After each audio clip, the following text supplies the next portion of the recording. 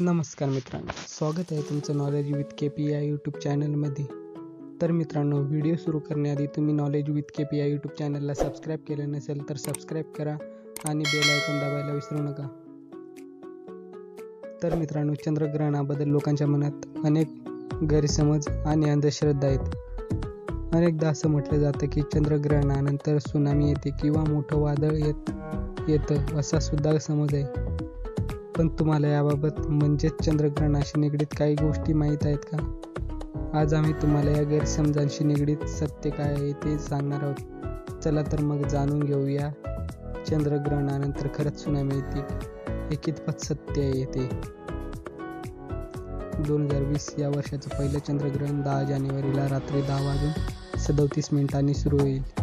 हे ग्रहण 11 जानेवारीला 2:42 पर्यंत असेल. या ग्रहणाचा संपूर्ण वेळ 4 तास 6 मिनिटांचा असेल. हे ग्रहण भारत, युरोप, आफ्रिका, आशिया आणि ऑस्ट्रेलिया येथे दिसणार आहे.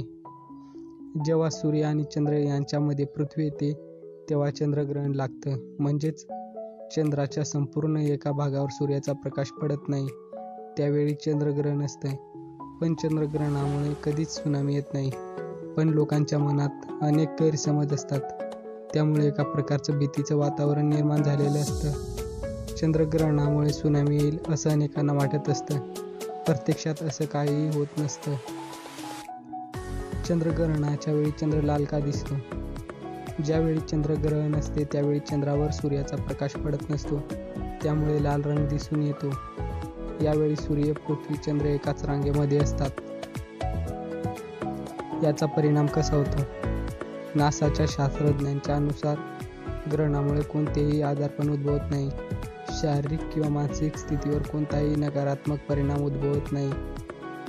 चंद्रग्रहण पाहिल्याने काय होते? चंद्रग्रहणाच्या वेळी सूर्याची किरणं चंद्रावर पडत नसल्यामुळे या ग्रहणाला उघड्या डोळ्यांनी पाहिल्यास कोणताही वाईट परिणाम होत नाही. चंद्रग्रहण तुम्ही पाहिले तरी चालू शकतं. यावेळी सूर्यग्रहणाच्या वेळी सूर्य उघड्या डोळ्यांनी पाहणे आरोग्यासाठी धोकादायक असते. पण चंद्रग्रहणाच्या वेळी सूर्याचा प्रकाश नसतो, तसंच त्याचा प्रकाश नसल्यामुळे डोळ्यांना त्रास होत नाही.